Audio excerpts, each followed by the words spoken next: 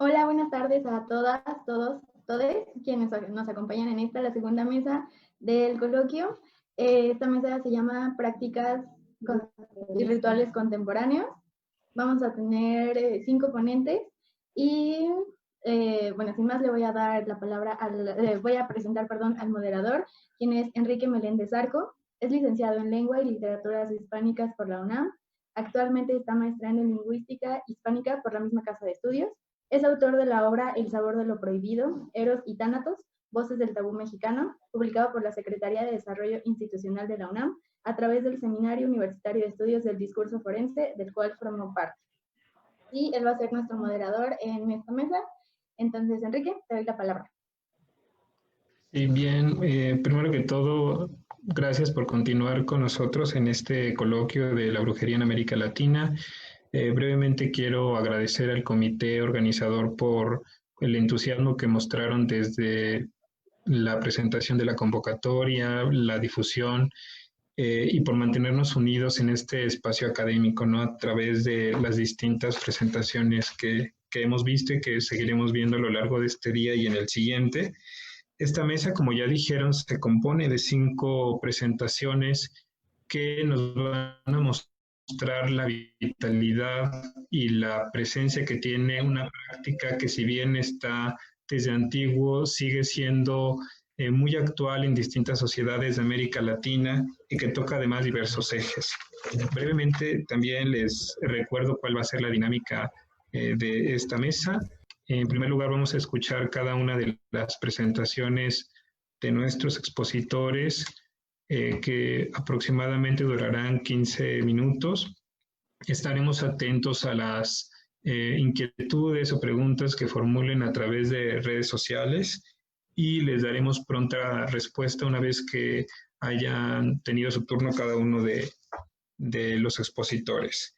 Bueno, dicho lo cual y sin más, presento ahora la primera exposición, que va de la brujería, una falsa idea de control, a cargo de Paulina Ignacio San Vicente, de la Escuela Nacional de Antropología e Historia, de quien daré una breve síntesis curricular.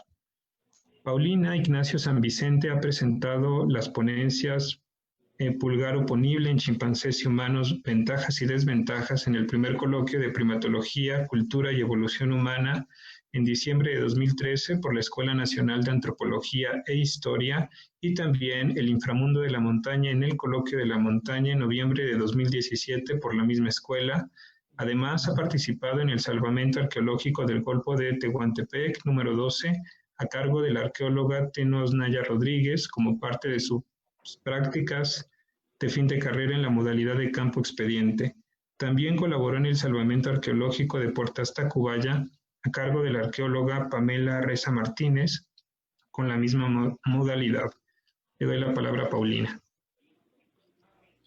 Hola, buenas tardes. Bueno, voy a compartir mi pantalla para comenzar la presentación.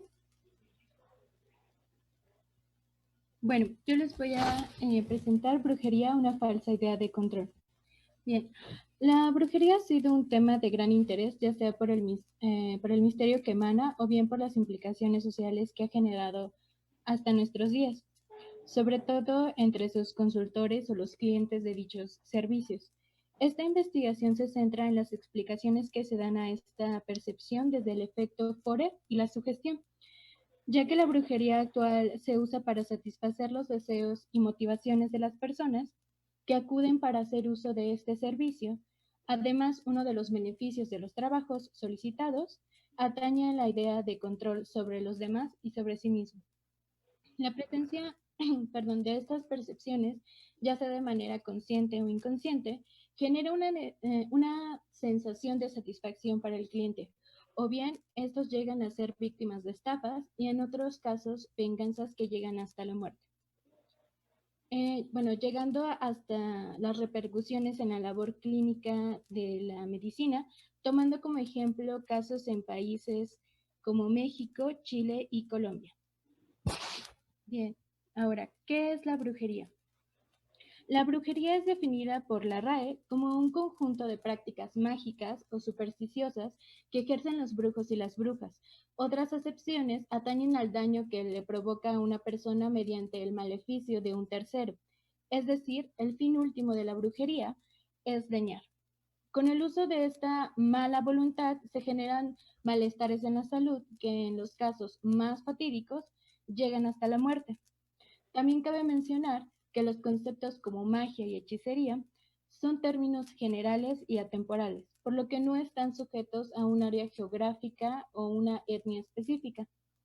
Además, estos se refieren a la manera en que el ser humano ha entendido la falta de control que tenía sobre la naturaleza y después se intentó influir en esta por imitación, lo semejante atrae lo semejante o por contacto. Los efectos se parecen a las causas y en esto entran los hechizos o los embrujos.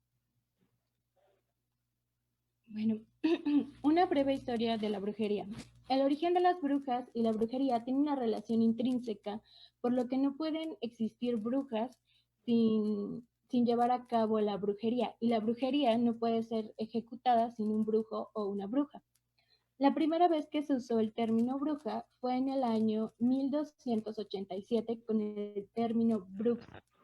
Y bueno, la primera imagen típica de la bruja sobre una escoba data del año 1451. Como podemos ver en la imagen, esta ilustración o iconografía viene del libro El defensor de las señoras, escrito por el poeta francés Martin Lefranc. La primera edición se escribió en 1442 y bueno, es hasta la edición de 1451 que vemos a la iconografía o representa a la bruja sobre su escoba, que es la iconografía típica de esta. Alrededor de este origen existen varias teorías, y las más notables son dos. En la primera se dice que fue un invento de la Iglesia para perpetuar su poder, es decir, que no es tan antigua como se cree. Y la segunda se refiere a un dios pagano, cornudo o astado, relacionado con el culto de la feminidad. Es importante mencionar que en el medioevo se distinguía entre la magia blanca y la magia negra. Esta última, la goética o brujería, procuraba el daño de los individuos por enfermedad o por muerte. Irónicamente, la magia que se sancionaba o castigaba era la magia blanca, debido al incremento de la producción económica o la riqueza, o por relacionarse con hechizos amor, entre otras cosas. Ahora bien, veremos qué nos dice el efecto Forer y la sugestión.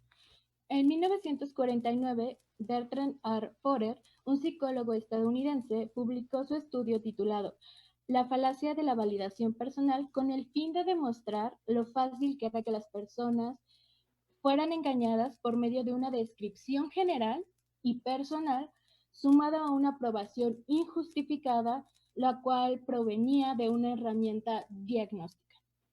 A los estudiantes participantes de dicho estudio les dio un test de personalidad para resolver y el resultado que les dio a todos fue idéntico, pero ellos no lo sabían.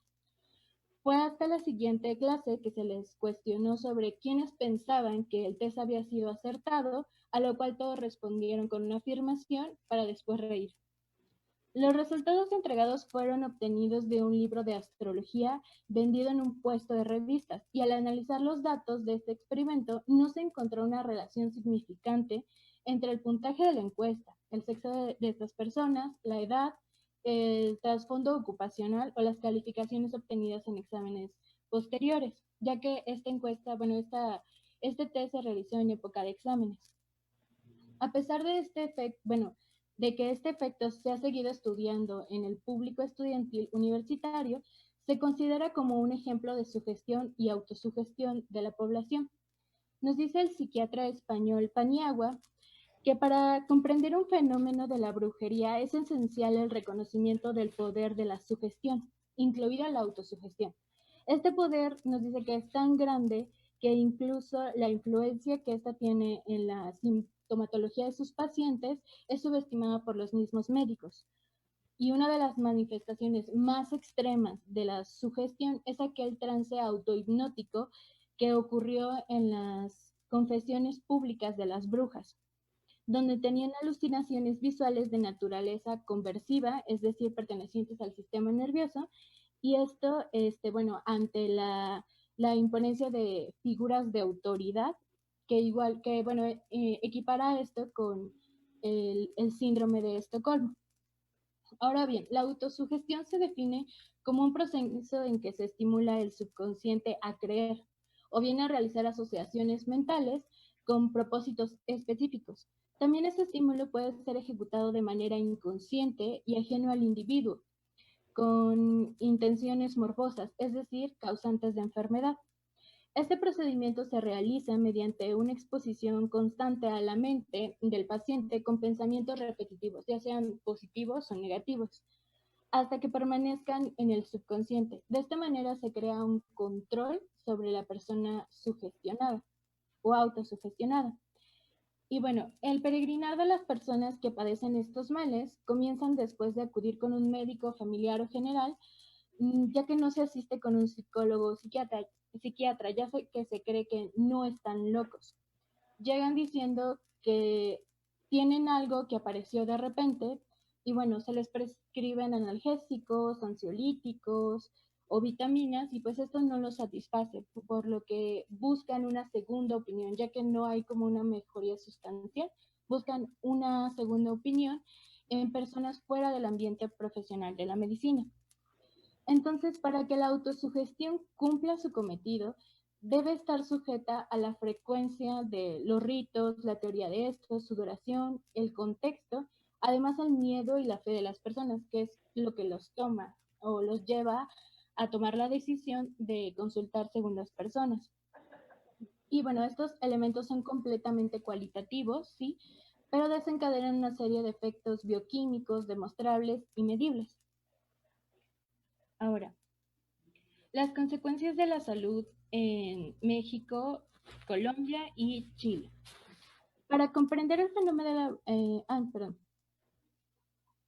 Bien, para estos tres países no se encontró una estadística como tal de los efectos adversos de la brujería dentro de la salud pública. Si bien existen artículos que exponen esta problemática, solo lo hacen de manera general o a manera de experiencia personal en su labor diaria, ya que ellos se han enfrentado a estas. No se atañe a una difusión e implementación en los sistemas de salud para un protocolo de reconocimiento de estas automedicaciones de la población. Es decir, no se toma una información, no se toma esta información en cuenta para la formación de los médicos en cuyos países el sincretismo de la religión y sus prácticas mágico-religiosas siguen vigentes. Ahora, estudios que tratan sobre la sintomatología vinculada con la brujería en la Ciudad de México datan del año 2006. Es decir, están pues desactualizados, no se han hecho nuevos estudios. Y lo que nos dice para en 2016, RIFREN, que es la red de investigadores del fenómeno religioso en México, es que el 12% de la población acude a limpias, mientras el 24.6% de la población mexicana cree en fantasmas o espíritus chocarreros. En Chile tampoco hay como una estadística, solo hay una estadística general que se da por el Centro de Estudios Públicos, que es del 61%, y que afirman creer en el mal de ojo, por ejemplo. Estos estudios son un poco más actuales, son del 2018, y bueno, el CONICYT de este mismo país, Chile, realizó un sondeo en el que 65.2% de los chilenos reconoce creer en los milagros, el 50.5% creen en la existencia de espíritus y el 38.6% plantea la coexistencia con personas con poderes psíquicos o de sexto sentido. En cuanto a Colombia, no hay tampoco, de hecho, las estadísticas son más bajas. Empiezan con por medio del DANE, que es el Instituto Estadístico de este país, se dice que el 19% de los colombianos acudió a una práctica dentro de la brujería, pero esto contrasta con el porcentaje de actividad local en Bogotá en cuanto a la venta de extremidades, pieles, dientes de animales para el uso de ritos de sanación o esoterismo. Ahora, para finalizar, bueno, se realizó, bueno, ya que encontré que no había estudios enfocados como tal a los médicos para la práctica de salubridad o de difusión de la salud, realicé un pequeño sondeo, no tuve tanto éxito, fueron nada más, participaron 62 médicos, mujeres y hombres, en el cual, bueno, lo que me pareció rescatable y un tanto curioso es que un 61.3% cree que es necesaria una campaña informativa para los pacientes, así como los médicos, sobre la brujería. Mientras dicen que sí necesitan esta campaña, un 58% considera que este fenómeno casi no afectó en su práctica profesional. Entonces, ¿qué podría decirnos esto? Que tal vez a los inicios de su práctica sí se enfrentaron con este tipo de con este tipo de fenómeno de la brujería en cuanto a la salud en sus pacientes, pero después, conforme se fueron especializando o empezaron a realizar su carrera en la medicina, pues estos ya no se encontraban. Entonces, se necesita más un estudio focalizado a la medicina de primer contacto para crear una información y para crear una práctica en el momento de atender a estos pacientes y cómo se deben atender. Ahora, quisiera agradecer, bueno, para finalizar, quisiera agradecer a Isabel Ignacio Vicente por la ayuda en el diseño de la encuesta o sondeo para los médicos. Y bueno, a Sinister Pons por la fuente Cenobite que estoy utilizando. También para mi stand de German Slide Gothic, que es otra fuente. Y Trader Fontworks para Gótica, que es otra fuente que estoy utilizando. Además, a manera de reflexión, me gustaría, bueno, decir esta pequeña frase. Hay fenómenos naturales que entendemos y fenómenos naturales que no. Antes los humanos le temían a los eclipses o terremotos, y cuando los entendimos, los dejamos de considerar como eventos sobrenaturales. Este es un parafraseo de la frase de un capítulo de la serie Haunting of Hill House, y bueno, espero que esto nos ayude a reflexionar cómo estamos tratando este tipo de fenómenos. Gracias. Muchas gracias, Paulina, por tu presentación. Es verdaderamente sorprendente las estadísticas y las fechas que nos das. Nos decías que la primera mención del término bruja es de 1287 y la representación como tal de la bruja sobre una escoba de 1451, ¿no? Es decir, no es tan de ayer, ¿no? Como se podría pensar, y pues da lugar a distintas reflexiones, ¿no? Y sobre todo cuando se dice las más de las veces que la brujería pues es una práctica pues de los antiguos, o incluso se decía en la literatura que la brujería era una práctica propia de de civilizaciones primitivas, y con los datos que nos das nos muestras que todavía tiene mucha actualidad, ¿no? Ya volveremos a eso al final. Les recordamos que pueden ustedes hacer sus preguntas, estaremos atentos a ellas. La segunda exposición corre a cargo de Julisa Martínez Flores y Lisbeth Norberto Felipe, con una presentación sobre la práctica del brujo en su comunidad. Brevemente también les doy algunas referencias. Ellos son estudiantes de quinto semestre en la carrera de Psicología en la Facultad de Estudios Superiores de Iztacala, con conocimientos en aspectos introductorios a la investigación cualitativa, en nociones generales de tradición existencial humanista. Asimismo, tienen experiencia en metodología cualitativa desde la perspectiva existencial humanista y con participación en mesas de discusión que van de compartiendo experiencias en la pluralidad sexual, porque la diversidad sexual somos todos y todas. Les damos la palabra. Bueno, muchas gracias. Antes que nada, les agradecemos por permitirnos participar en este coloquio. Y bueno, nosotros vamos a abordar la práctica de la brujería como tal, del brujo en su comunidad. Yo soy Julisa.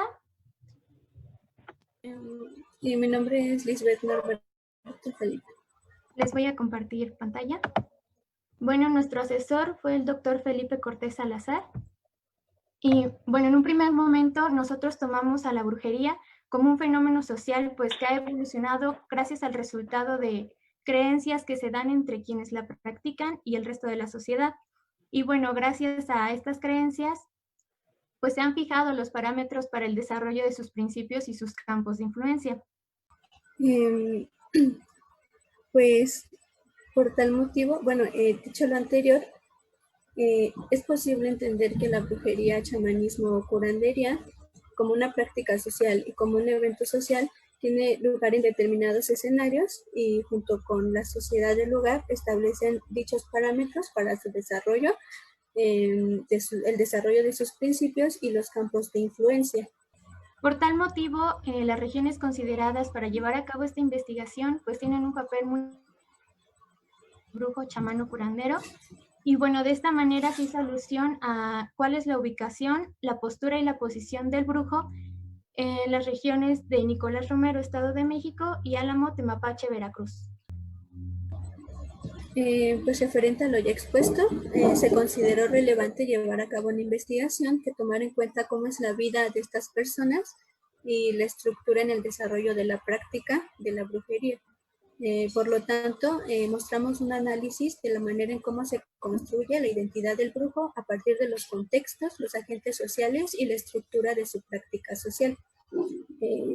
Es así como surge la pregunta, ¿no?, de investigación, la cual hizo alusión a 3 aspectos básicos de la psicología cultural, como lo son la ubicación, la posición y la postura de una persona en su contexto. Y pues asimismo el objetivo estuvo enfocado en describir el oficio del brujo en sus comunidades a partir de su ubicación, posición y postura al llevar a cabo su práctica. Como pueden ver, nuestro trabajo se basó en la metodología cualitativa, pues nos pareció muy importante conocer la subjetividad de los sujetos de acuerdo con su contexto cultural, social e histórico. Como parte de la investigación se realizó una entrevista a profundidad a la hija de un brujo de Nicolás Romero y por otra parte una entrevista a profundidad a un brujo de Veracruz. Y pues nuestros resultados estuvieron enfocados en realizar la nota metodológica, la nota teórica y la nota personal, como bien se constituyen parte de la metodología cualitativa. La nota metodológica prácticamente estuvo enfocada en describir el proceso que nosotros realizamos a lo largo de la investigación, desde el contacto con los brujos, en este caso, con los familiares, etcétera, etcétera. La nota teórica pretendimos hacer una comparación entre lo que dicen diversos autores respecto a la brujería con lo que nuestros entrevistados, brujos, nos dijeron. Y pues la nota personal ya va enfocada meramente en nuestras experiencias, en cómo nos sentimos y ya es un dato más subjetivo.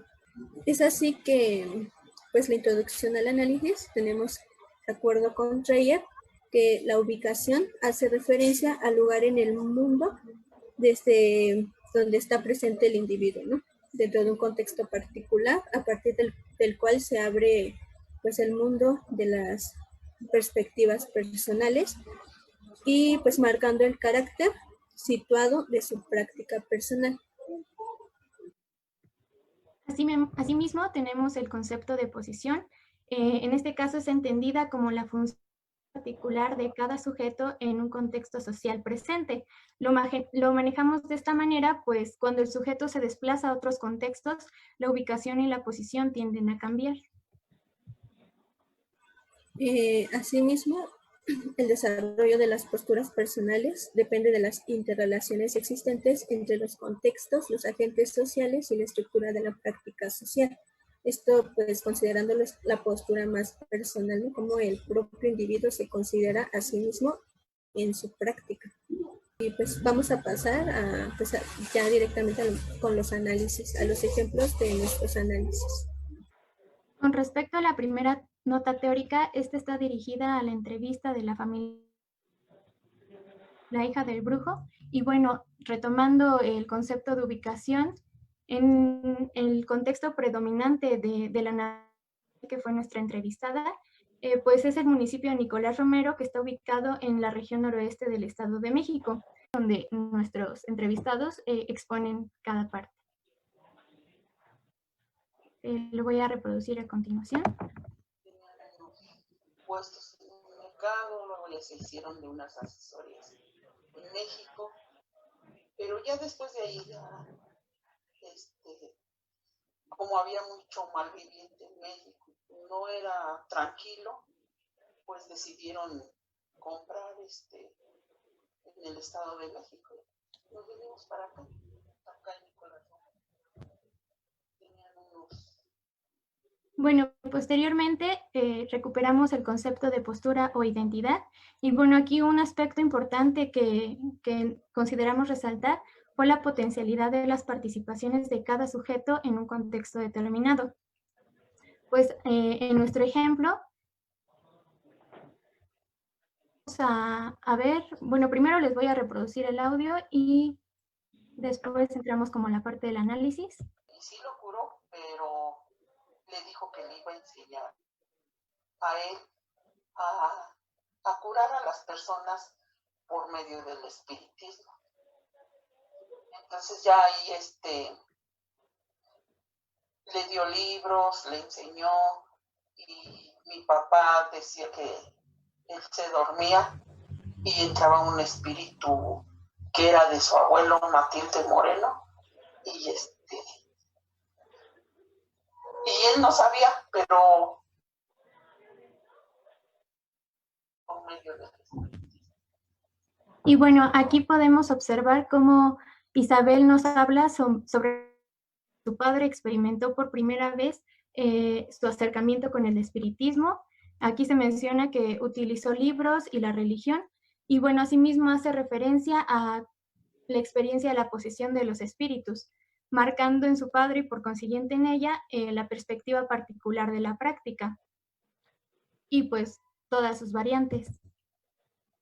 Y finalmente tenemos el concepto de posición o trabajo, y pues aquí la parte que nos gustaría son las capacidades apropiadas para una práctica social particular, y bueno, todo lo que conlleva como los conocimientos sobre su organización dentro de las posiciones sociales, los modos de acceso, etc.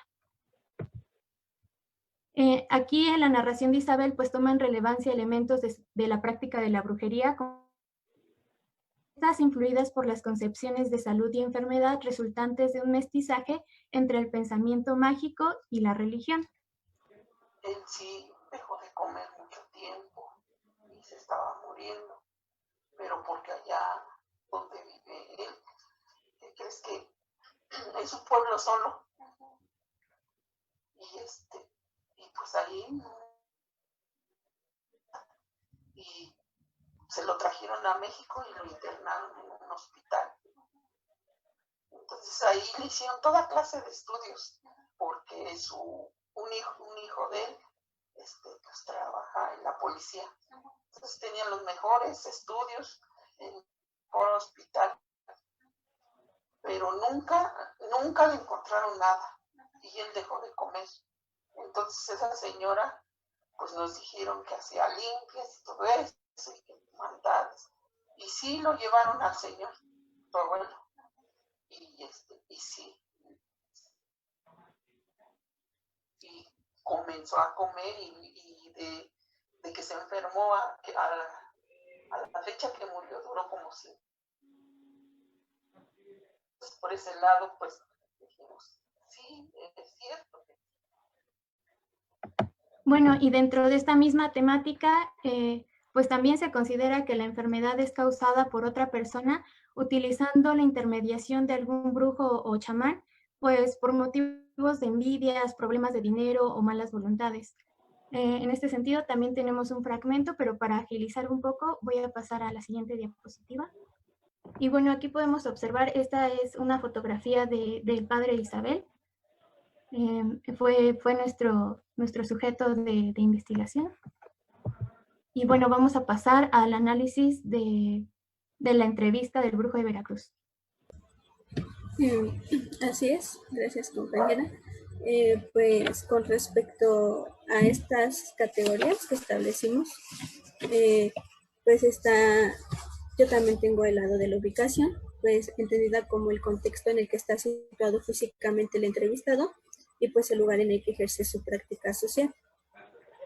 Igual, adelante vamos a ver un pequeño fragmento de lo que nos compartió, haciendo alusión al lugar en donde está establecido, ¿no? En donde realiza su práctica.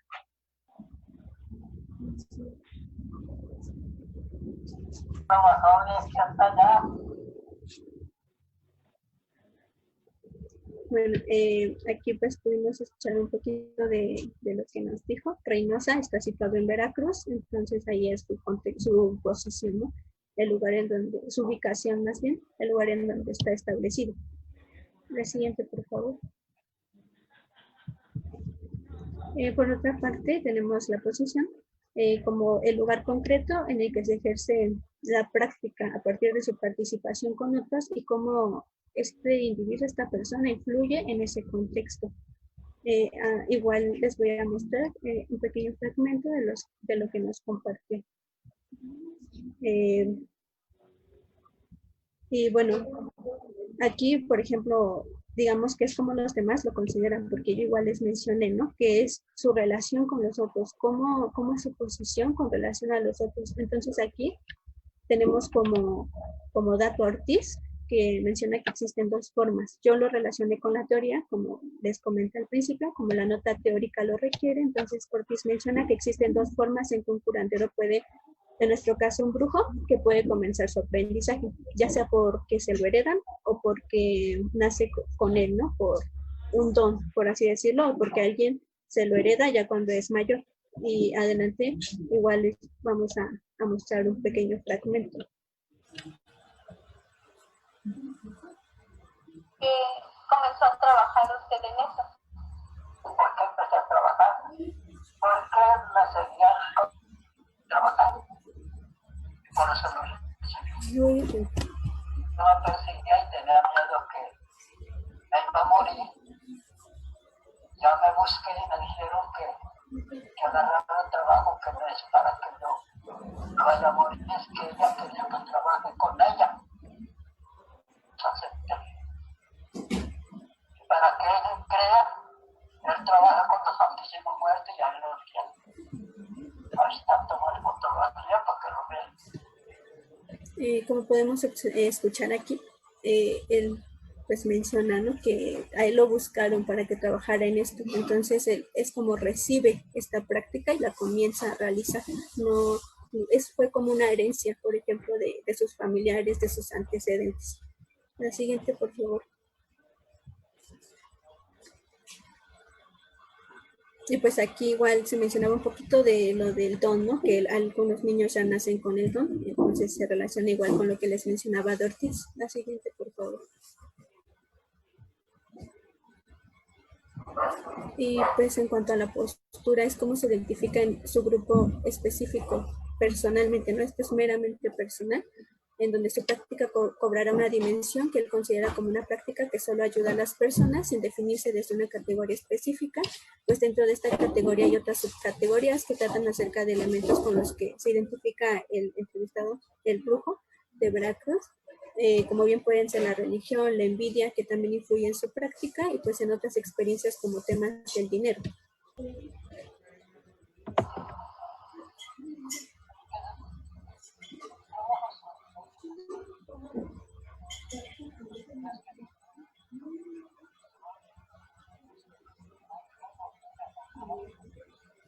Aquí podemos observar que con respecto a Google, pues existen relaciones entre los curanderos, generalmente que son de rivalidad y cierto distanciamiento, y con el fragmento lo podemos corroborar, de que en efecto este tipo de prácticas tienen como cierto recelo, ¿no? En cuanto a sus prácticas y hasta en los días, porque por ejemplo dice los lunes no trabaja. El siguiente, por favor. Y pues aquí ya les muestro un poquito de lo que pude recolectar como evidencia. Pues como vemos, es una persona que vive en Veracruz, trabaja con cartas, trabaja específicamente con la Santa Muerte. Y así es como realiza su práctica. Y bueno, hasta aquí sería todo de nuestra parte. Gracias. Muchas gracias por su participación. Ha sido, creo que una participación muy, muy interesante, donde ponen en foco la práctica de la brujería en lo social. Mencionaron que uno de los intereses de este trabajo es reflexionar sobre la identidad. Y al respecto, tal vez me gustaría hacerles alguna sugerencia de estudio. Bueno, ustedes son de psicología, veo, y actualmente desde la lingüística, que es, digamos, mi campo de estudios, se está estudiando cada vez más el tema de las representaciones sociales. Entonces, tal vez en algún momento ustedes podrían acudir a ese acercamiento para nutrir sus intereses que son, pues, motivo de más estudios, ¿no? Seguramente. Muchas gracias. Vamos a pasar a la tercera participación, cuyo título es Entre dos religiones hay una fe y otro amor, el sincretismo entre el culto de la niña blanca y la santería en un amarre de amor homosexual, a cargo de José Carlos Monroy Rodríguez, del Colegio de Letras Hispánicas de la Facultad de Filosofía y Letras de la UNAM, de quien también les hablaré un poco. Él es residente de Tequipehuacán, en México. Gracias. En Tlatelolco, actual barrio de Tepito, en la alcaldía de Cuauhtémoc. Es estudiante de Letras Hispánicas en la Facultad de Filosofía y Letras e imparte clases de lengua, cultura en la Escuela Nacional de Lenguas, Lingüística y Traducción. Actualmente becario del Programa Universitario de Estudios de Diversidad Cultural, Interculturalidad, a través del sistema de becas para estudiantes indígenas. Sus temas de investigación son la poesía náhuatl y la traducción al español y los temas mágico-religiosos por su familiaridad con el culto de la Santa Muerte y la santería en su barrio natal, que es Tepito. Adelante. Hola, buenas tardes. ¿Me escuchan? ¿Me escucho? Sí, te escuchas bien. Sí, te escuchas bien. Muchas gracias. Bueno, pues quiero empezar con esta, pues yo diría que es una plática más que una ponencia porque no puede tomar imagen. Son dos textos muy cortos. Uno es el Ofun Alaye, que es un corpus de las normas que deben llevar los creyentes de la regla de Ifá. Y la otra es un fragmento de una entrevista que le hicieron a David Romo, que era el responsable de la iglesia de la Santa Muerte que estaba acá en Circunvalación. No precisamente la que está ahí en Panaderos, no la de Circunvalación, que después resultó que la cerraron. Comenzamos pues. Si un hombre duerme con un hombre, resultará en moretones, agua hirviendo y dientes. Si una mujer hace el amor a otra mujer, resultará dolor, mal olor, suciedad e irritación. Lo que nosotros bendecimos es el amor que esas personas sienten. El amor no tiene sexo. Dios ama a su prójimo y a todos los seres humanos, tengan la preferencia sexual que tengan. Entonces, con esto ya estoy poniendo dos posturas muy diferentes que me encontré en esta experiencia que tuve. Y bueno, comenzamos con que el sincretismo es una constante dentro de la cultura y fe populares a lo largo de la historia, como lo es en el caso de la brujería. La práctica de esta es realizada de forma más o menos encubierta por varios sectores sociales, entre esos destaca el colectivo de la diversidad sexual, LGTBI+. En este estudio de casos se confirma el sincretismo entre la santería y el culto a la Santa Muerte en una historia de amor homosexual, hombre-hombre, a través de amarres y otras prácticas para lograr la consolidación de la pareja por parte de uno de ellos. Este testimonio fue recopilado durante la convivencia del autor con el integrante creyente durante la congestión sanitaria en esta ciudad. De acuerdo, entonces comenzamos. Si bien en la religión yoruba el fenómeno de la muerte tiene una gran presencia, no se visibiliza un culto a la muerte como tal. Existen Oya, Oba y Yewa, que son conocidas como las muerteras, las orishas que habitan el cementerio. También existen los egunes, fallecidos que acompañan a Oya y siguen sus órdenes. A diferencia de Iku, la muerte, que es su personificación, no se le considera una orisha más. Por otro lado, el culto de la Santa Muerte, o la Niña Blanca que le llaman, tiene una presencia muy fuerte en sectores específicos: policías, ladrones, narcotraficantes y algunos homosexuales que no encuentran un espacio en el seno de las iglesias tradicionales. Como religiones populares que son, salta a la vista el sincretismo existente entre ambas religiones.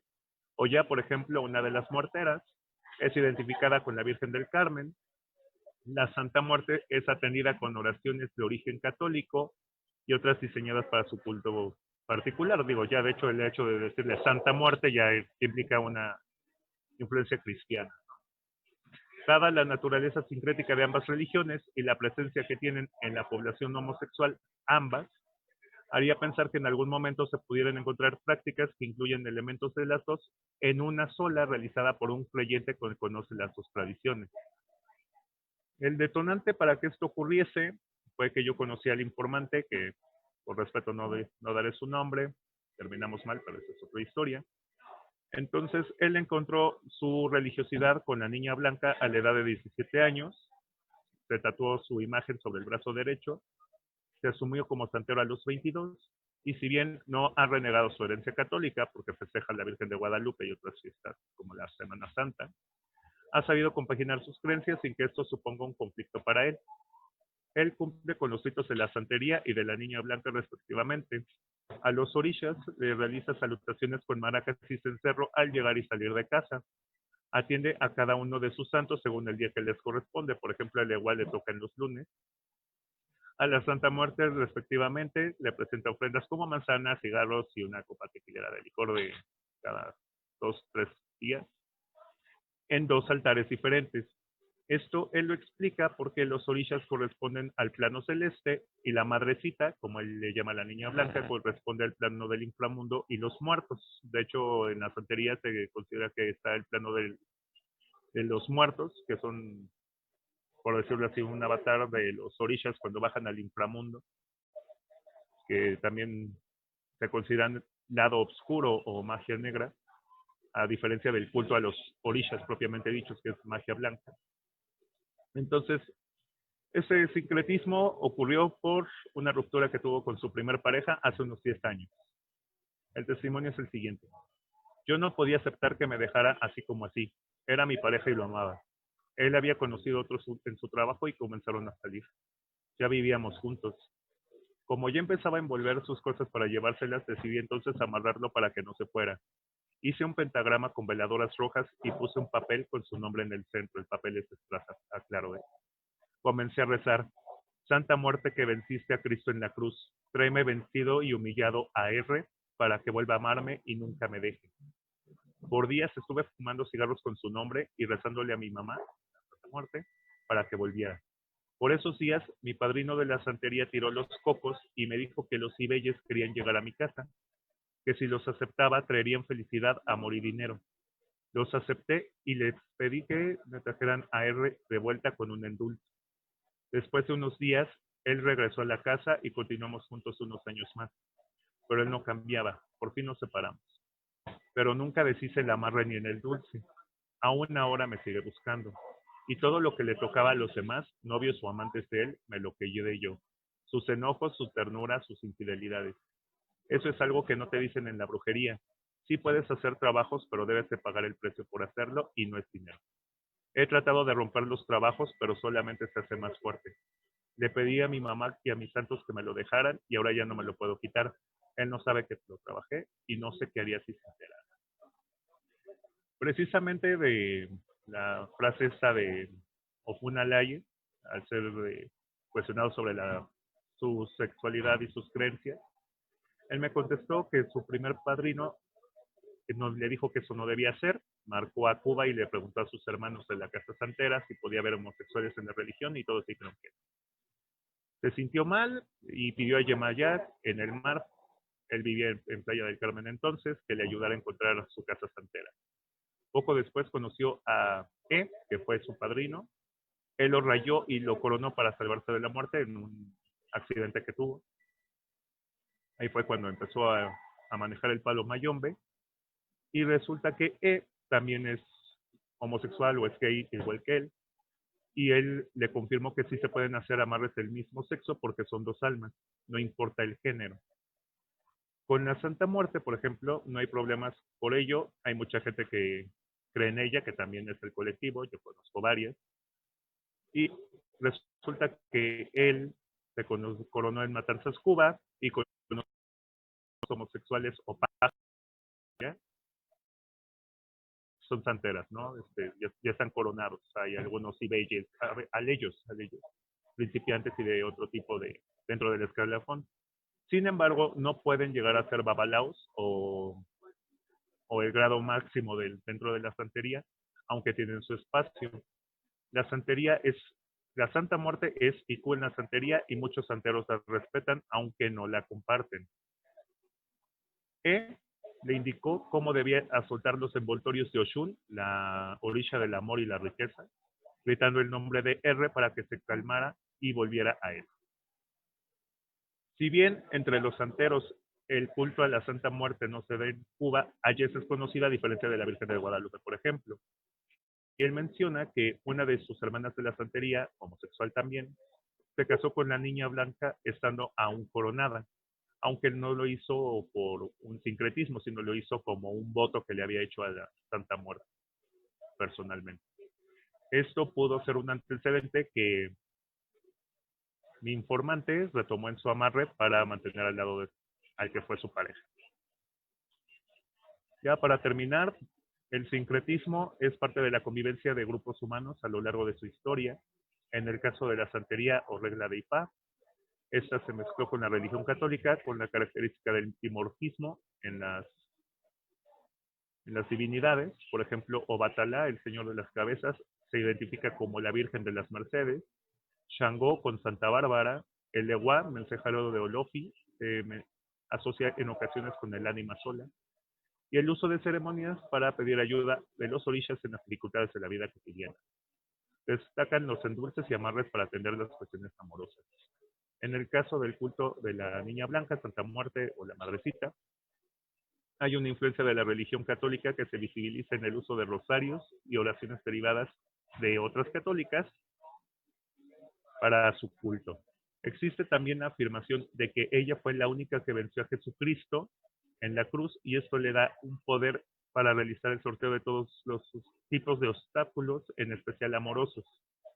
El uso de ceremonias de religiones distintas para un mismo fin por parte del practicante es un paso natural que puede esperarse en algún momento, dada las características sincréticas de ambas y su presencia en las mismas poblaciones con prácticas religiosas heterodoxas, por ejemplo, la homosexual o la diversa. Este hecho podría anticipar el curso que tomarían algunas manifestaciones religiosas en el futuro. Muchas gracias. Bueno, muchas gracias por tu presentación. También estoy seguro que va a despertar muchas inquietudes. Como todavía queda un poco de tiempo, a mí me gustaría hacerte una pregunta. Sí, claro. Tu trabajo, hablas de sincretismo, hablas de religión y me parece que uno de tus focos de interés es el aspecto cultural y bueno, en tu presentación he detectado que hablas de muerte, hablas de sexualidad, por supuesto de brujería y de religión, que curiosamente han sido como ejes que universalmente han sido prohibidos o vistos, a veces no se mencionan directamente, son tabús, se podrían decir. ¿Por qué te interesó presentar este trabajo con esa intersección de ejes, por ejemplo? A mí me interesó este tema porque, por ejemplo, bueno, mi familia sí está muy familiarizada, por ejemplo, con el culto de la Santa Muerte, ¿no? Incluso no directamente con la santería, pero sí mucha presencia del ánima sola y de la Virgen del Carmen. Entonces, se les pedían muchas cosas, ¿no? Pero ya cuando llega el momento de pedir el amor, de pedir la prosperidad y todas estas cosas que a veces nos hacen falta y pues no podemos conseguir tan fácil, me llamó la atención de que no había, por ejemplo, a diferencia de la religión católica, en el culto de la Santa Muerte sí se veían personas homosexuales. Yo cuando era niño tuve precisamente como que ese referente de la diversidad sexual, por lo menos la conocen, ¿no? Ya no digamos que creen en ella, pero se la respetan. Entonces, este tipo de cuestiones, digo, son como que las religiones o las creencias que no son tan oficiales, pero manejan unas temáticas más abiertas que una asociación religiosa tradicional. Bueno, pues muchas gracias. Estoy seguro que va a haber más preguntas al respecto y vamos a pasar a la siguiente exposición, que va del sacrificio y brujería como sistema de justicia en el altiplano boliviano, la cárcel y la mina. Esta exposición corre a cargo de Laura Fernanda Paz Castañeda. Laura Fernanda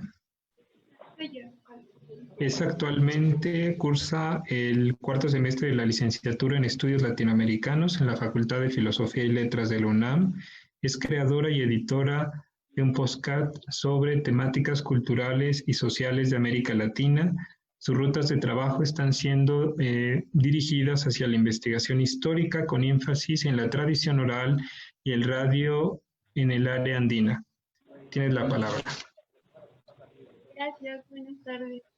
Bueno, yo voy a trabajar respecto a las nociones de justicia y cómo estas se pueden ir configurando a partir de la brujería y del sacrificio como herramienta en la vía de la obtención de la misma. Entonces, les voy a presentar pantalla.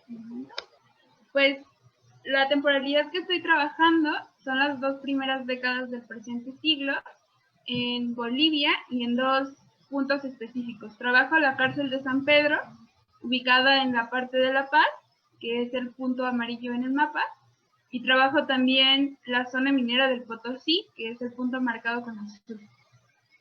Y pues en ambas situaciones es importante mencionar que al hablar de brujería se está enunciando una autoenunciación de los sectores de los que estoy hablando, y pues justo es importante hacer esta aclaración porque el término brujería puede resultar problemático cuando se hace desde una enunciación desde lo ajeno, y es por eso que me parecía importante buscar casos y buscar algunos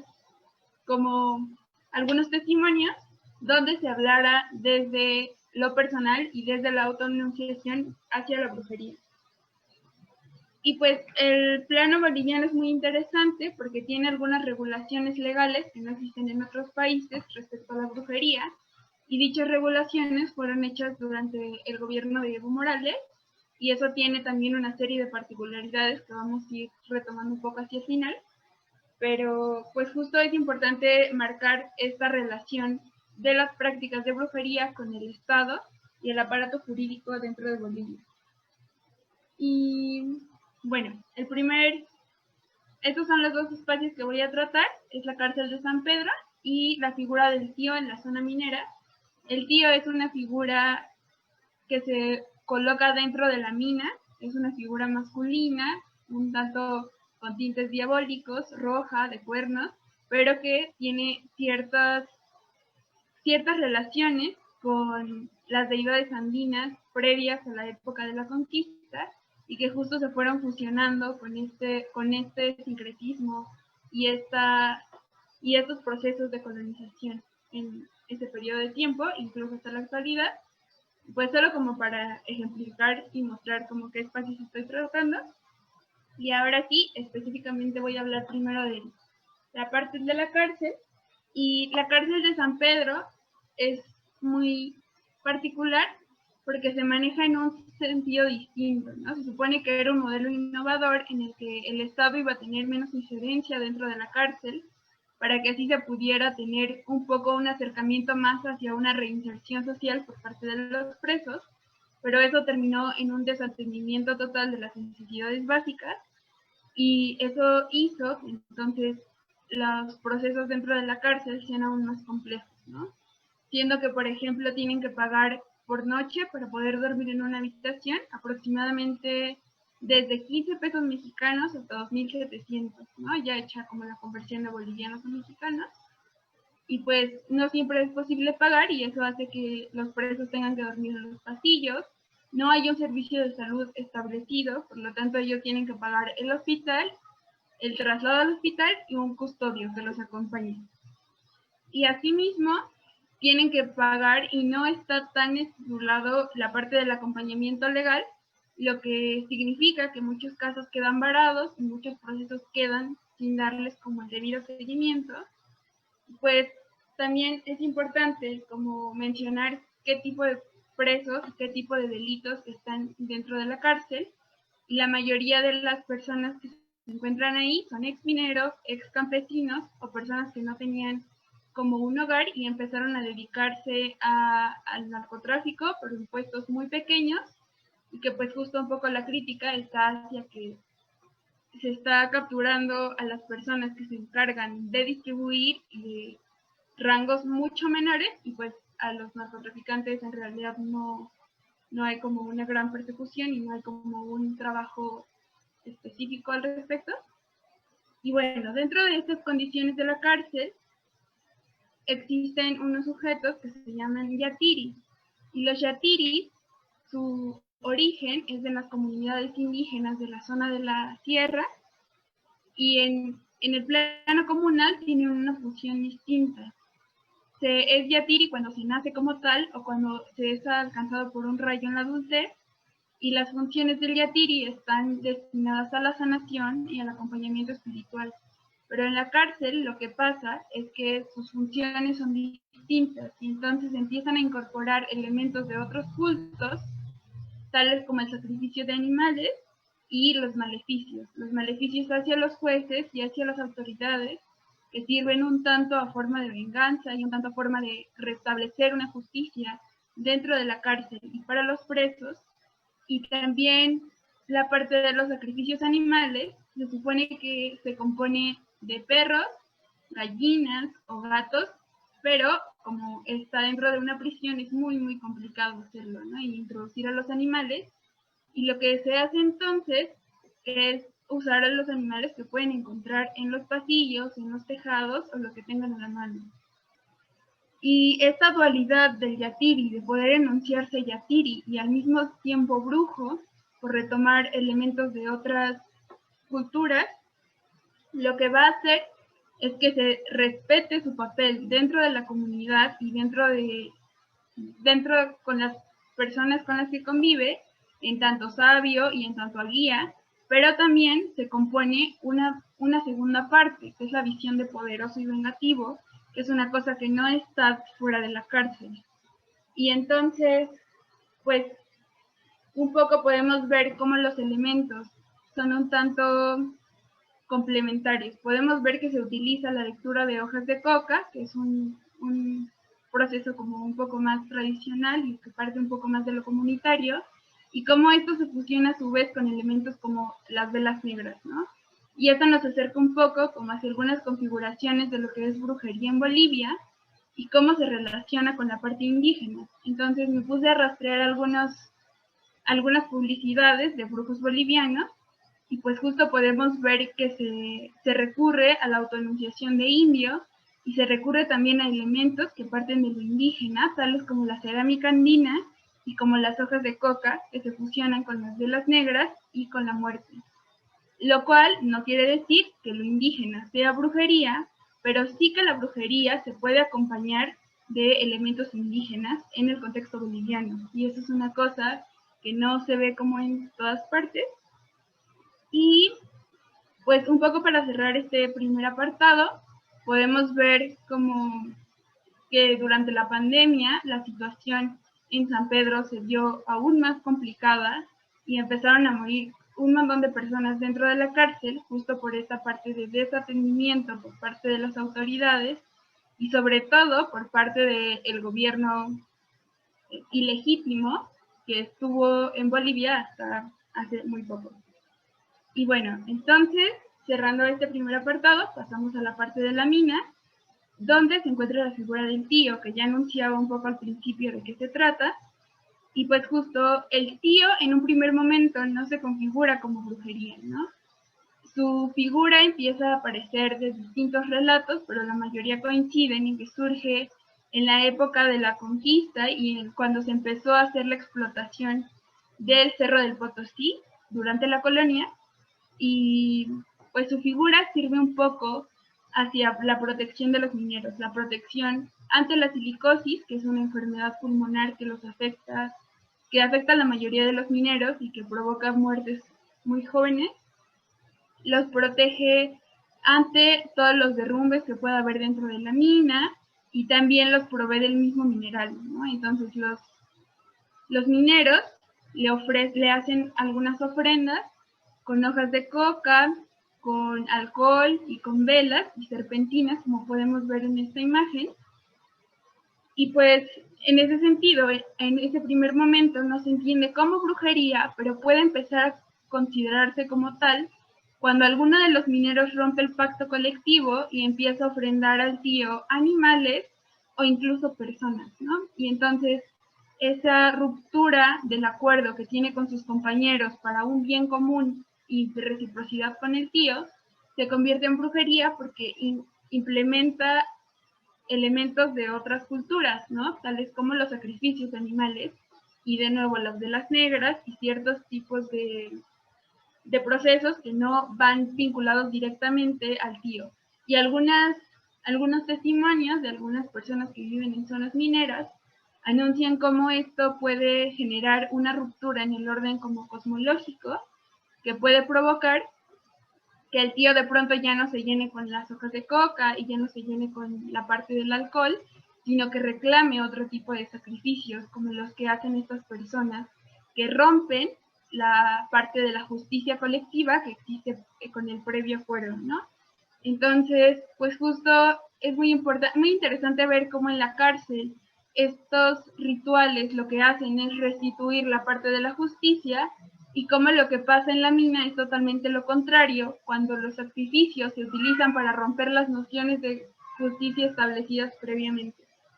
Lo cual nos puede llevar a pensar que la parte del sacrificio forma parte de una concepción incluso cíclica del tiempo y cíclica de los procesos que hacen que tenga la función de restitución, pero también de ruptura. Y bueno, pues también podemos observar como los procesos como legales que existen y pues se tratan tres funciones principales, ¿no? Primero hubo la aprobación de un sindicato de brujos, que en realidad es de parapsicólogos y de astrólogos, y que de nuevo deja por fuera tanto a las personas de la mina como a las personas de la cárcel. También hubo una regulación para sacrificios animales, donde dice que se puede hacer sacrificio animal siempre y cuando no se postergue el dolor del animal en cuestión. Y por último, también hubo una patrimonialización de la figura del tío por parte del gobierno. Pero al mismo tiempo, aunque existan estas regulaciones y aunque exista este aparente interés de dar como un poco de reconocimiento y quizá como justo reconocimiento como a estas prácticas, también existen ciertas contradicciones, como esta parte del trato que dan los medios hacia estos procesos. Y en el caso de la mina podemos ver que hay en la prensa muchos títulos un tanto alarmistas que hacen parecer que todos los mineros hacen sacrificios humanos y que son recurrentes además, ¿no? Entonces, todas estas noticias tienen un poco de trampa y lo puedo ir descubriendo conforme investigaba más. Y entonces, por ejemplo, aquí dice que hubo 4 denuncias en 10 años y en realidad solo hubo una legalmente como presentada, y lo dice la misma nota, y fue este caso, ¿no? De un menor desaparecido que por respeto no se dice, bueno, no mencionaré el nombre ni la fotografía, pero fue un caso en el que unos padres denunciaron que los mineros habían secuestrado a su hijo para ofrendarlo al tío, lo cual después de investigaciones se descubrió que no era cierto, pero la noticia se siguió reproduciendo incluso en medios mexicanos, ¿no? Y de otros países. Y pues justo el trato que se le da por parte de los medios es muy confuso y no da cuenta de la relación real del tío con los mineros en un plano colectivo y tampoco en el plano personal. Entonces, pues un poco Por último, está la parte de la patrimonialización, que es por parte del Estado y que genera una serie de contradicciones, como lo que estamos observando, que son fotografías de personas blancas que viajan a las minas y se utilizan la vestimenta del minero a manera de disfraz y al tío a manera de instrumento y de objeto de acompañamiento para su fotografía. Y pues eso nos muestra cómo es que estas regulaciones en el plano legal no terminan siendo del todo coherentes, pues generan más bien una purificación, al menos en este ámbito, que pues no beneficia para nada a los mineros, ¿no? Y que sigue perpetuando como estas irregularidades en las condiciones de vida. Y pues igual ya un poco para ir cerrando, no sé cómo esté de tiempo, pero pues me gustaría leerles como una parte del cierre, y me parece muy puntual decirlo por escrito, y pues podemos decir que este es un primer acercamiento a los temas anteriormente planteados. Sin embargo, y como elemento central de este trabajo, es importante mencionar que ni las prácticas ni los rituales realizados por los shatiris al interior de la cárcel son una cuestión que pueda ser entendida desde la causa-consecuencia. Todas estas prácticas, como hemos podido observar, se configuran desde la memoria colectiva y desde ideas que vienen desde hace mucho tiempo atrás, siendo adecuadas a las condiciones de vida vigentes, pero no dependientes a esta realidad específica, sino que son cambiantes al igual que sus realizadores. Las prácticas están vivas y partiendo de esto es importante prestar atención a las formas en las que nos acercamos a estos procesos, para no caer en descripciones y juicios reduccionistas, morales o idealizadores, sino hacerlo siempre desde la escucha a los testimonios de quienes enuncian desde las situaciones a las que nos estamos acercando. Y eso sería todo. Muchas gracias. Muchas gracias, Fernanda, por tu participación. En Facebook han celebrado tu ponencia, así que siéntete muy orgullosa. Tu participación, digamos, cubre una dimensión también importante sobre la brujería, que es el ámbito jurídico. Ya hay preguntas que si quieres al final en la sección de comentarios respondes. Y por último, vamos a pasar a la exposición a cargo de Frida Virginia Sánchez sobre el culto de la Santa Muerte, tiempo y espacios, el caso de la noria de San Pantaleón, Sombrerete, Zacatecas. Una breve síntesis. Frida es estudiante de licenciatura en Historia en la Universidad Autónoma de Zacatecas. Sus temas de interés son la historia cultural, la historia de las migraciones y la antropología social, además del culto de la Santa Muerte. Ha trabajado la migración de menonitas en México y la repatriación de mexicanos tras la crisis económica de 1929. Adelante. Gracias. Bueno, buenas tardes. De antemano, muchas gracias a todo el comité organizador. Bueno, para dar inicio, pues primero decir que este culto a la Santa Muerte en México es un tema que ya ha sido estudiado tanto por INES como de humanidades. Comenzó a visibilizarse en el año de 2001 en la Ciudad de México, cuando Enriqueta Romero, o mejor conocida como Doña Queta, pues mantenía en casa. Sin embargo, pues tenemos también que este culto se practica en toda la República Mexicana y que incluso ha cruzado ya fronteras.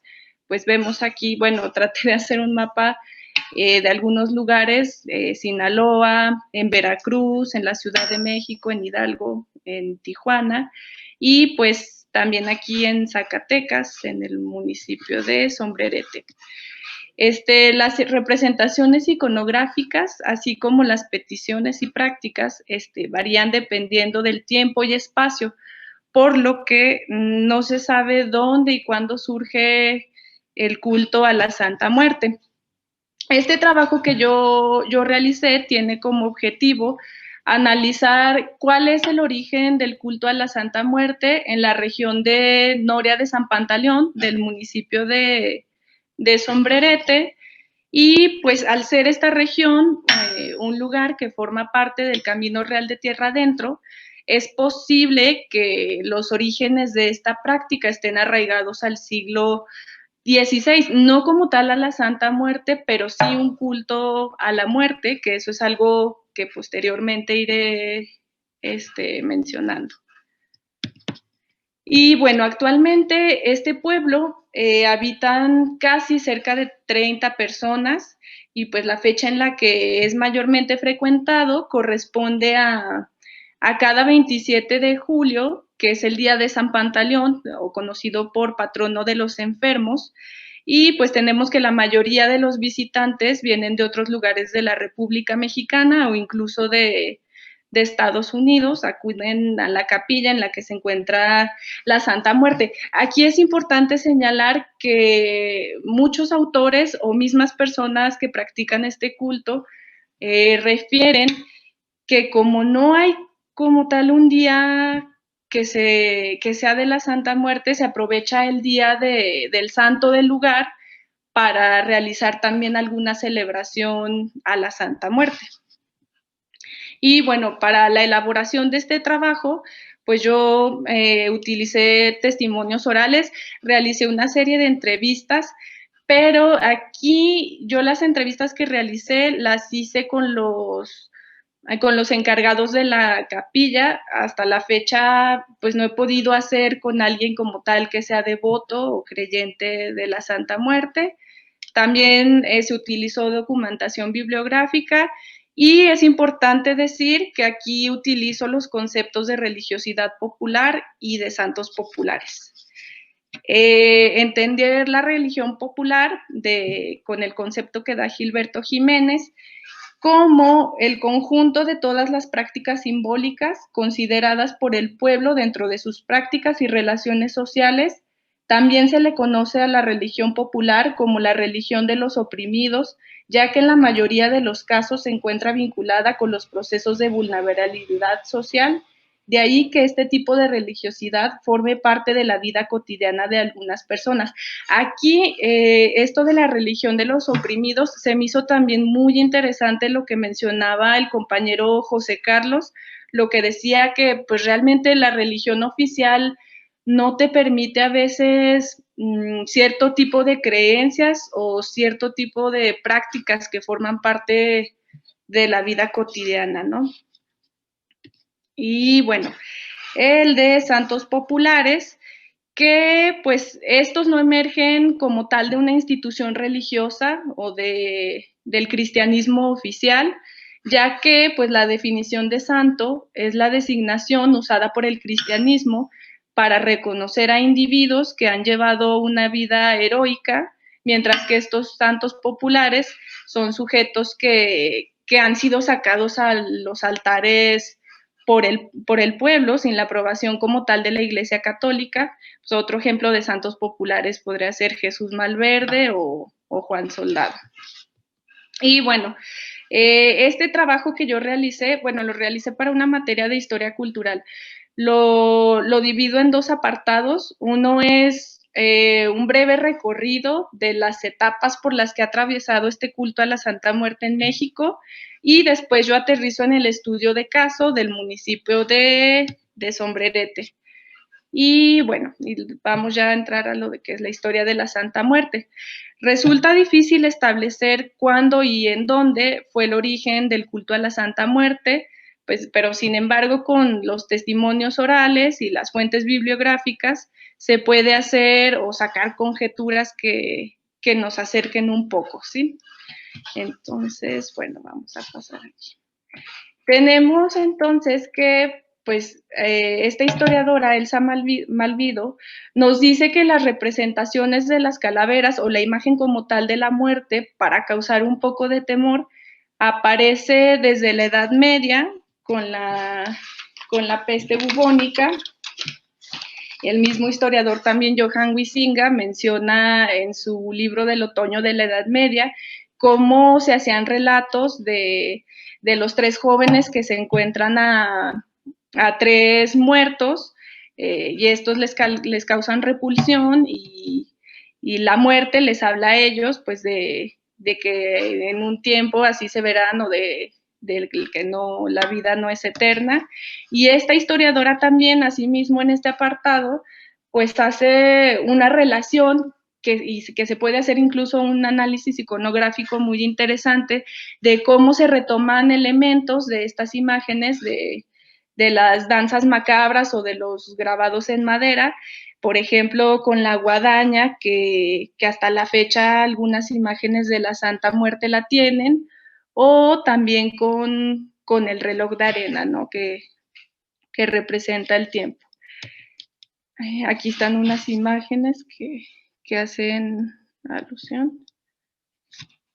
Y bueno, esta misma historiadora, Elsa Malvido, nos dice que esto mismo ocurre en el proceso de revolución, ocurre con estos grabados de Posada que dan cuenta de la desigualdad social por la que estaba pasando el país, y ella menciona otra etapa que es la actual, que también lo menciona Claudio Lomins, que presenta aquí a la Santa Muerte diciendo que surge como una protectora de las personas que aporta lo que el Estado ya no puede proveer, es decir, la seguridad, la alimentación, la vivienda y el trabajo.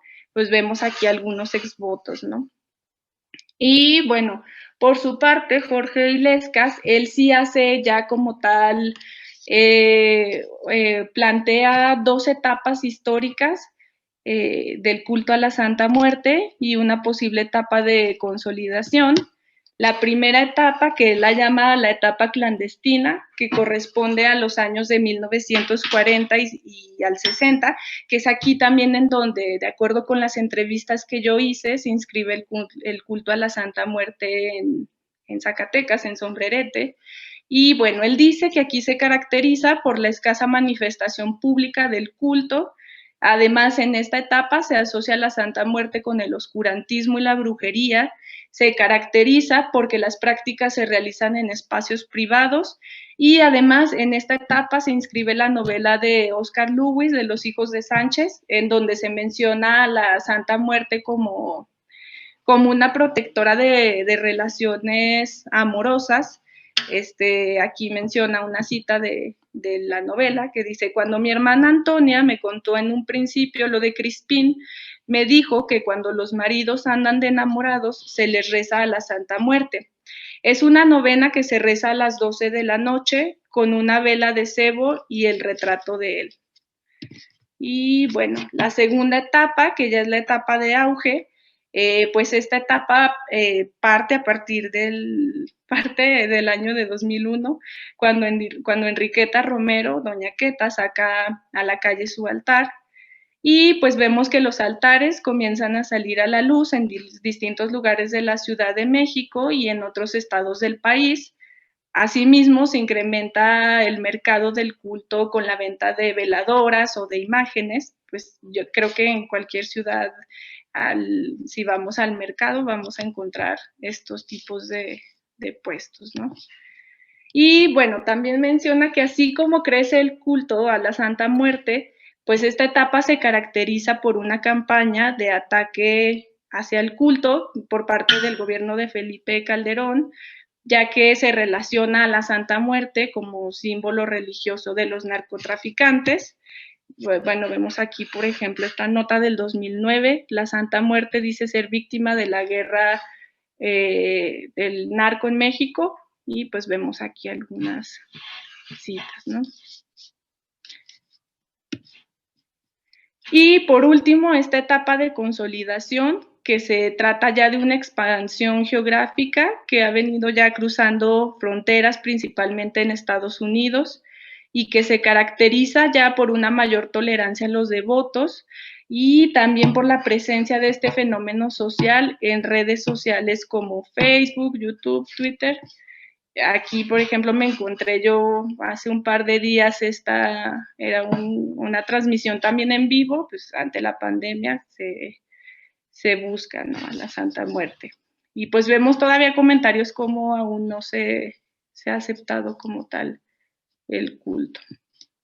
Y bueno, ahora ya para entrar de lleno a lo que es el culto a la Santa Muerte en Sombrerete, este apartado yo lo nombré del culto a la muerte al culto a la Santa Muerte en Sombrerete.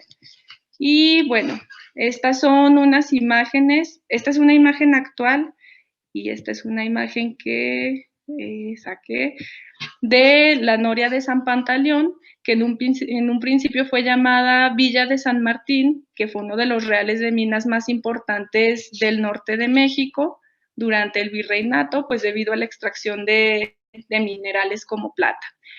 35 españoles fueron los que descubrieron las vetas mineras y posteriormente el lugar se fue poblando y tenemos que su apogeo fue en el año de 1920, teniendo una población de alrededor de 25,000 habitantes, de los cuales pues en su mayoría dependía de la actividad minera. Y pues tenemos que el declive de este lugar, de la actividad minera, fue debido a la decadencia de energía eléctrica para trabajar en la planta minera. Actualmente en este lugar habitan cerca de 38 personas, de las cuales 20 ya son mayores de edad, el resto son niños, y en su mayoría las personas que frecuentan este lugar, pues es en realidad para ir a la capilla que se tiene de la Santa Muerte. Entonces, a partir de eso surge la pregunta de cómo es que se ha formado la idea y el culto a la Santa Muerte en esta región. Y bueno, de acuerdo con las entrevistas que yo realicé, el concepto de la muerte está arraigado al año de 1700 durante el virreinato. Sin embargo, es importante señalar que era como tal una idea de la muerte y que estaba totalmente ligada con el trabajo del minero, ya que las condiciones de trabajo de la mina eran precarias, entonces pues al momento de ingresar a la mina, pues estaba la incertidumbre, ¿no? De saber si podrías salir con vida. Y bueno, sobre el culto específico a la Santa Muerte, es en el año de 1940, que corresponde también con la periodización que ya les mencionaba antes. No se sabe, dice el entrevistado, quién dejó allí una figura tallada en madera que después posteriormente fue quemada. Es esta que está allí en la imagen. La imagen estaba en la iglesia, en donde está San Pantaleón, pero según menciona Andrés, el entrevistado, al llegar allí un padre, comenzaron también a hacerse campañas en contra del culto a la Santa Muerte y casualmente un día pues aparece quemada. Entonces es allí en donde Hortensia Castro se lleva la figura, la tiene ella en su casa y no es hasta el año de 2006 cuando un creyente de Estados Unidos, al salir de prisión, pues manda construir la actual capilla que se tiene en ese lugar. Aquí está. Y entonces, lo que les mencionaba, actualmente cada 27 de julio, pues se realiza la fiesta que es en honor a San Pantaleón, el que compadece de todos, pero vemos que esta fiesta, pues en realidad va más destinada a la Santa Muerte, porque todos van en realidad a la capilla, no se va al templo con San Pantaleón. Entonces, otra cosa muy interesante es que para ser un lugar en donde habitan 38 personas, ese día se llena de casi 3,000 personas, ¿sí? Y pues vemos que la celebración inicia por la mañana con actividades que están encaminadas a lo religioso, la celebración de misas, las mañanitas primero en honor a San Pantaleón, las danzas, y por el transcurso de la tarde y la noche se realizan actividades que ya van relacionadas con lo social. Aquí está una foto de Andrés, el entrevistado. Pues vemos también que la organización de esta fiesta la hacen los paisanos que están de Estados Unidos y se cuenta pues también con apoyo económico de mineras. Y pues ese día la noria de San Pantaleón, menciona Andrés, que pues vuelve a cobrar vida, ¿no? Y lo que les mencionaba, esta fiesta en realidad ya va más encaminada a la Santa Muerte, ¿sí? Y pues para concluir, pues decir que aún quedan muchos vacíos sobre esta investigación. Falta también, creo yo, entrevistar a creyentes o a devotos de la Santa Muerte y pues también hacer ver que este culto se ha vuelto transversal. De allí el título de esta ponencia, Tiempo y Espacio, porque vemos que pues el culto a la Santa Muerte, si bien sí ha tenido a lo mejor su auge en la Ciudad de México, pues vemos que ya está presente en toda la República Mexicana y que incluso ha cruzado fronteras. Y pues de mi parte sería todo. Muchas gracias. Muchas gracias, Frida, por tu presentación. Es interesante lo que mencionas como una práctica que en principio se puede identificar, digamos, en una determinada localidad, empieza pues como dices tú, a cruzar fronteras, ¿no? Dentro del país y seguramente también fuera de él. Mencionabas que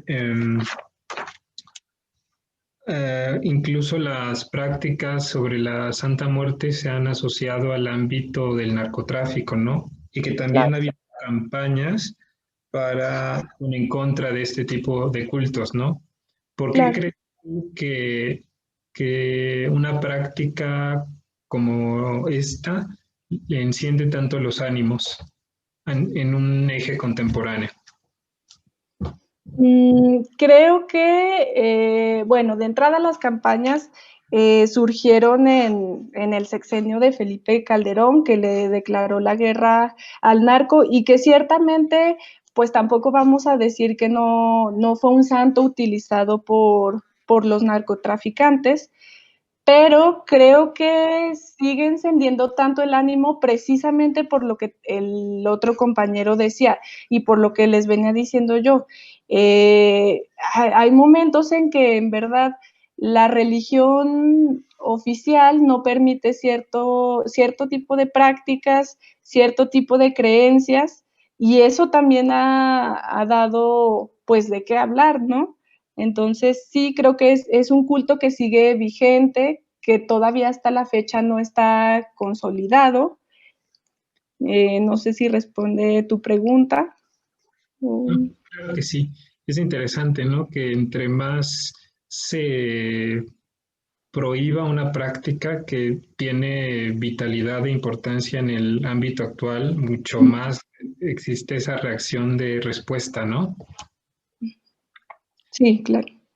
Antes de pasar como tal a las preguntas, pues les quiero agradecer a todos por sus contribuciones. Han sido exposiciones muy interesantes que me parece han cubierto distintos ejes de la práctica de la brujería en el ámbito contemporáneo y han puesto de manifiesto también que no hay una sola noción o un solo concepto, es decir, una sola forma de entender la brujería, sino que hay diversas maneras de entender una práctica que si bien se practica en diversas partes, en este caso de América Latina, cada una de ellas tienen, digamos, sus peculiaridades, ¿no? Una de las preguntas que hicieron por Facebook tiene que ver con la primera presentación, la de Paulina. Se pregunta, bueno, hacen preguntas específicamente Mitzi, ¿cuál es la relación entre brujería y herbolaria? ¿Tú tendrías algún tipo de respuesta a ese cuestionamiento? Bueno, o sea, en el momento en que las brujas sí utilizan plantas, o sea, normalmente la concepción de bruja viene de Europa, Occidente. Después cuando viene aquí o llega, por ejemplo, a México, conocemos el tema de las brujas novohispanas, ¿no? Y sí, estas prácticas se mezclan con las ideas mágico-religiosas de los indígenas. Entonces, sí hay una relación intrínseca, pero también una relación de sincretismo. Entonces, aquí en México no solo son pertenecientes por medio de los conocimientos de estas brujas o de estas sabias que sabían de medicina herbolaria en Europa, sino también de los conocimientos indígenas aquí en México. Entonces, esa sería la relación, pero sería una relación sincrética, de sincretismo.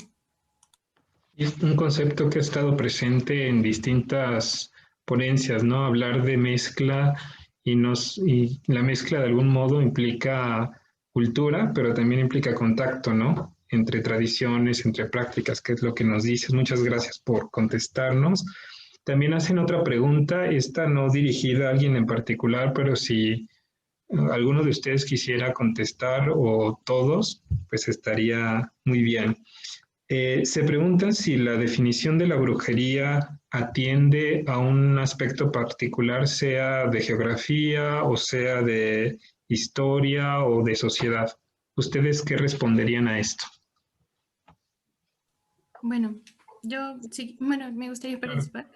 En este concepto de brujería, como lo mencionaba, sí viene de la parte europea, pero también brujería, como igual lo mencionaba en mi presentación, atañe a una definición de daño. Es decir, que es para dañar a las personas como tal, que se presenta una enfermedad causada por una tercera persona hacia una persona objetivo como tal. Y geográficamente, pues, es que, justamente, sí viene de Europa, pero también es una palabra que se utiliza para definir un tipo de magia maligna, por así decirlo. Muchas gracias. ¿Alguien más quisiera compartir su reflexión sobre esta pregunta? A mí me gustaría hacer una observación. Sí. Bueno, no podemos hacer de lado que como hispanohablantes que somos, sí tenemos esta influencia de la palabra bruja. Sin embargo, por ejemplo, yo como hablante del náhuatl, yo sí te puedo decir que un nahuale va a ser brujería buena o mala. O sea, de estos lados no se considera que la brujería sea buena o mala, simplemente es y ya. La finalidad ya es algo muy diferente. Igual, por ejemplo, en el caso de China, pues está el mofa, que es, como decirlo así, como la regla o el método de los encantamientos. Y del mismo modo no se consideran buenos ni malos, simplemente tienen una finalidad. Eso sí, buena o mala para quien la recibe y es otra cosa, ¿no? Pero siempre va a haber un beneficiario de eso. Claro. Y estas nociones que comentas tú de lo bueno y lo malo, y a propósito de tu participación, pues tienen mucho un matiz de lo religioso, ¿no? Sobre todo lo católico. Tal vez para otras representaciones o para otras concepciones, pues no está como tal esta necesidad de incluir algo en lo bueno o en lo malo, ¿no? Sí, definitivamente. Ahora sí que sí nos estamos casando mucho con esta dicotomía bueno, malo, en blanco, negro y todo esto. Claro. Y en realidad, pues, en otros lados o en otras lenguas simplemente se ve como que es y ya la finalidad es muy aparte. Claro. ¿Alguien más quiere responder esta pregunta de las expositoras? Bueno, pasamos entonces a la siguiente pregunta. Esta pregunta nace a partir de los materiales que presentan en sus intervenciones. Me pregunto qué tanta dificultad han tenido en cuanto a la recolección de testimonios, de reportajes sobre la práctica brujeril en sus respectivas disciplinas. ¿Ha sido fácil la recolección o no tanto? Y si sí o no, ¿por qué? ¿Por qué creen que sea eso? Bueno, para mí, por ejemplo, yo quería agregar, como lo mencionaba al final, una encuesta para los médicos, ¿no? Ya que no encontré información acerca referida a qué pensaban ellos, ¿no? Sino más bien acerca de las poblaciones o cómo afectaba. Entonces yo me encontré con una dificultad porque no conseguí que fuera como una muestra como tal, como un buen sonido, una buena cantidad de personas. Y pues eso fue, y también un poco la apatía que tienen esta pues ciencia, sí, esta ciencia de la medicina por temas como estos.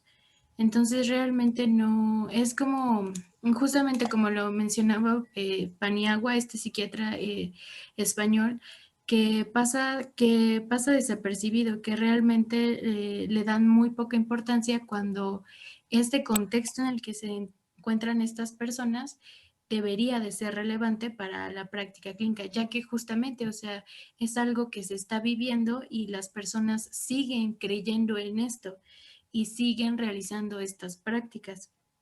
Además, bueno, también me encontré con algunos comentarios de que estas, bueno, y también observando de dónde venía la bibliografía, ¿no? Que estas eran personas que, por ejemplo, en el caso de México, que eran médicos o, sí, especialistas que trabajaban en, por ejemplo, en Chiapas, en Yucatán, donde están un poco más cerca a estas comunidades indígenas. Uh-huh. Okay, muchas gracias. ¿Alguien más quisiera responder a la dificultad de la recolección de materiales? Yo. Okay. Adelante. Todo mi trabajo más bien estuvo fundamentado a partir de fuentes como documentales y digitales, que pues por cuestión como geográfica, y pues creo que es un poco complicado, pero también creo que una herramienta que puede ser de mucha utilidad es la interdisciplina. En ese sentido, es lo que yo hice y lo que me sirvió un poco fue ir rastreando información de diferentes fuentes, y eso incluye pues la parte de la prensa, alguna parte testimonial, incluso algunas manifestaciones dentro de lo literario. Y creo que como elegir fuentes diversas puede ayudar a contrarrestar un poco esa dificultad. Gracias. Bueno, a propósito de tu comentario, el resto de los expositores, ¿qué tan importante creen que sería nutrir las propias investigaciones que se presentan, sean propias o ajenas, sobre el ámbito de la brujería, incorporando otros conocimientos? ¿Creen que es importante o que de alguna manera enriquecería la visión que se aporta? Yo, bueno, sí considero que sí es necesario este uso de varias disciplinas, incluso, bueno, yo escuché una vez el término transdisciplina, ¿no? Ya un nivel de colaboración mucho más estrecho. Considero que definitivamente sí, ya deberíamos de llegar a este tipo de nivel para este tipo de investigaciones. A mí bueno, sí, volviendo un poquito a la pregunta anterior, a mí me costó mucho trabajo encontrar a alguien que manejara esos temas, porque incluso dentro de la comunidad que se dedica a estas prácticas, como que es un tabú, ¿no? O sea, sí puedes hacer amarres, pero ya sabes, lo habitual, ¿no? Ya pedidos especiales son otra cosa. Y pues, ya que estamos en este camino, pues no estaría de más hacer así como que un directorio de gente interesada en estos temas para que pueda haber una comunidad de informantes o de colaboradores. No estaría de más. Bueno, tu comentario me lleva a otra pregunta también interesante, y es preguntarles qué los motivó a estudiar estos temas. Ya Carlos un poco lo anticipó en una de sus intervenciones.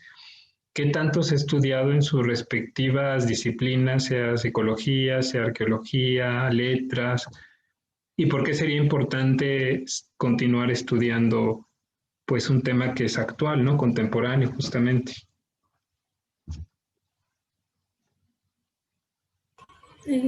Bueno, de mi parte, yo pienso que es una cuestión a lo mejor de creencias, ¿no?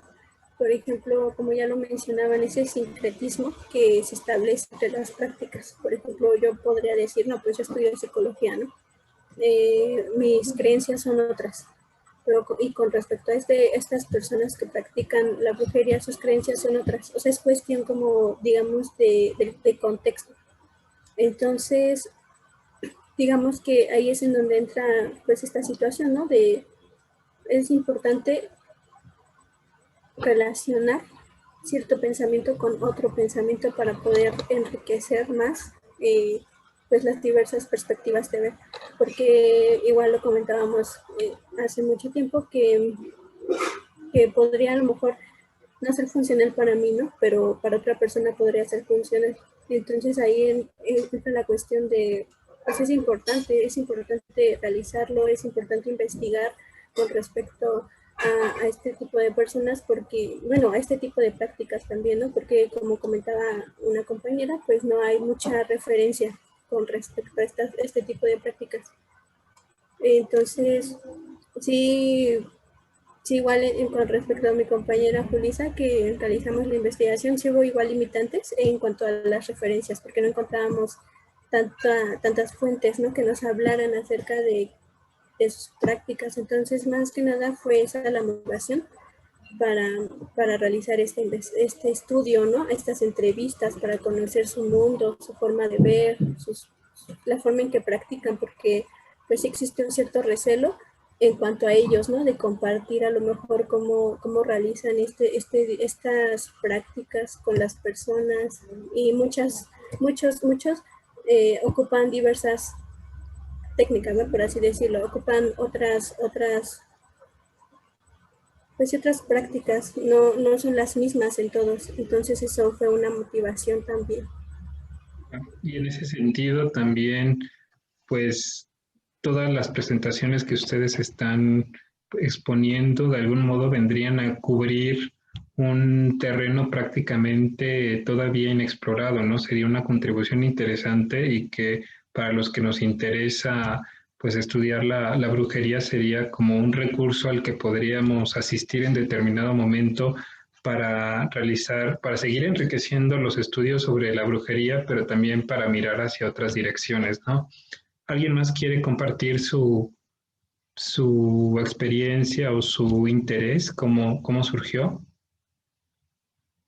Bueno, yo, por ejemplo, el interés que surgió no fue por de arqueología, sino más bien de un artículo de difusión, porque encontré un artículo de difusión justamente acerca de, o sea, qué implicaba esta magia o esta brujería en el sector salud. Entonces, desde ahí, pues bueno, causó una curiosidad en mí y empecé a investigar y me di cuenta de que sí, hay varios artículos de estos 3 países que mencioné, en México, Chile y Colombia, que bien denuncian o hacen difusión de esta afectación de la brujería en la medicina, pero no hay como una relación, no está tan estudiado, o sea, realmente no hay una estadística o una focalización dentro de estos países. Son meramente, justamente, pues trabajos que van saliendo de diferentes localidades del país y que al final se suman a una misma tendencia de esta, ¿no? Y bueno, justamente también comencé como por me basé más en esta línea como para investigarlo, que en arqueología, porque en arqueología tampoco hay mucha información acerca de como contextos brujiles o de las brujas, sino que, y además creo que sería un poco difícil porque los espacios, o sea, que sería el material que dejaran las brujas, siempre se van renovando. Entonces, siempre es acabar un rito o dejarlo. Sería más bien investigar acerca de altares, pero esta información tampoco se encuentra tan documentada y simplemente es pues muy vago todavía. Muchas gracias por tu experiencia. ¿Alguien más quisiera, antes de concluir la mesa, exponer su experiencia justamente? Bueno, en mi caso, el primer acercamiento que tuve con este tema, pues no es porque yo lo trabajara como tal en la licenciatura, porque incluso todavía falta, ¿no? Vemos a veces la currícula o vemos las materias, y si bien sí llevamos a lo mejor, por ejemplo, historia cultural o antropología social, no llevamos como tal estos temas. Entonces, yo en realidad, mi primer acercamiento con la Santa Muerte, pues yo ni siquiera sabía que en Sombrerete se rendía culto. Fue porque estaba haciendo un trabajo de minería zacatecana y supe que allí se practicaba el culto a la Santa Muerte. Sí tuve limitantes porque la verdad nada más encontré como una nota de un estudio medio serio y las demás todas eran como nota amarillista, ¿no? Relacionada igual a la narcocultura, a la violencia. Y creo que justo este tipo de eventos, de coloquios, pues ayudan a dar difusión, porque todavía hasta en la academia o hasta compañeros de licenciatura descartan este tipo de temas, ¿no? ¿Cómo vas a hacer historia de la Santa Muerte? O ¿cómo vas a hacer eso? No se puede, no le toman la seriedad que se debe hacer. Y a final de cuentas es un fenómeno social que ocurre y que nosotros como investigadores de ciencias sociales o de humanidades somos los encargados de, pues, de dar voz a este tipo de casos que nadie estudia o que en su mayoría no tiene interés por hacerlo. Pues, sí, efectivamente, pues me he percatado de que en cada una de sus intervenciones está presente o bien la falta de estudios sobre la práctica brujeril, pero también sobre el hecho de que hay prejuicios, ¿no?, sobre su estudio, prejuicios que no son eternos. Se pueden hacer en espacios como estos, pues una reflexión conjunta para invitar a los demás a que estudien y se acerquen a este tipo de ámbitos, ¿no? Bueno, ya para finalizar, me gustaría que cada uno, por favor, pudiera brindar sus contactos para quienes estén interesados en seguir sus acercamientos y pues estar en contacto con ustedes. ¿Quién empieza? Si quieren una manera más sencilla de hacerlo es que ustedes nos contacten por correo electrónico y nosotros hacemos un documento que podemos subir a Facebook y pues obviamente queda opcional a quien desee. E incluso si tienen como otros trabajos que podamos encontrar en la red, pues que los adjunten ahí. Ok, bueno, pues sin más, les agradezco a todos por sus exposiciones, al comité organizador por su entusiasmo y por la invitación. Ha sido muy enriquecedor esta actividad. Gracias. Muchas gracias, Enrique. Muchas gracias. Gracias.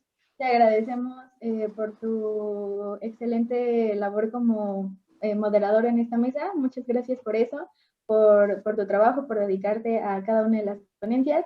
Y bueno, muchísimas gracias a las ponentes, a ti, José, por estar con nosotros, por compartir. Como dijeron, creo que lo más importante es seguir, fomentar un acercamiento a estos temas y bueno, seguirnos nutriendo de esta pues fusión de saberes y de lo que nos tiene aquí el día de hoy. Sí, como Fernanda me parece que decía, es un poco complicado manejar el término de brujería si no se toma en cuenta la enunciación.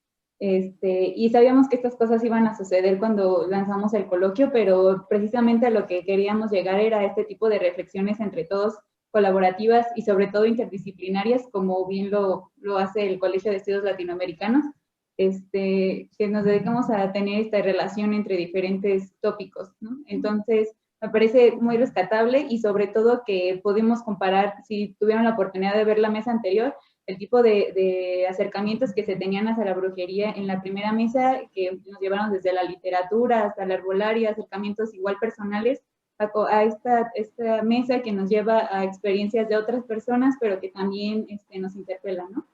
Entonces, estamos, bueno, muy agradecidas a todas y a todos por participar en este coloquio y los invitamos a ver la siguiente mesa a las 5.